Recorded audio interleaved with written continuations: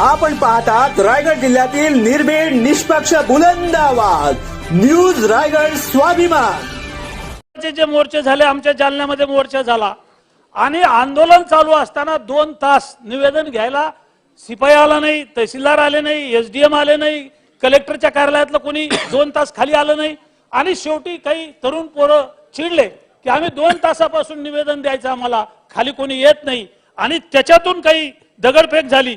दगडफेक करणारे 10, 15, 20 लोक असतील, मात्र 150 पेक्षा जास्त लोकांवर गुन्हे दाखल झाले।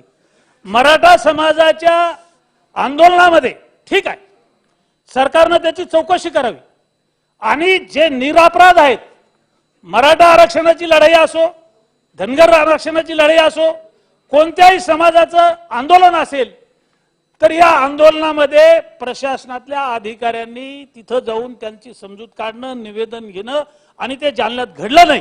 आणि ज्या ज्या समाजानं शांततेत मोर्चे काढले, शांततेत आंदोलन केले, शांततेत उपोषण केले, तर अध्यक्ष महोदय जे निरपराध आहेत त्यांना पोलिसांनी धरू नये किंवा जे खोटे केस झाल्या, गुन्हे दाखल झाले, ज्याने गुन्हा केला त्याच्यावर कारवाई करा, कठोर कारवाई करा। पण अपराध नसताना काही लोकांना अटक करण्यात आली किंवा गुन्हे दाखल झाले याची सगळी चौकशी करून माननीय गृहमंत्री यांनी आश्वासन दिलेले देवेंद्रजींनी आणि मुख्यमंत्र्यांनी आश्वासन दिलेले आहे की निरपराध लोकांवर कोणावरही कारवाई झाली असेल तर आम्ही ते गुन्हे वापस घेऊ।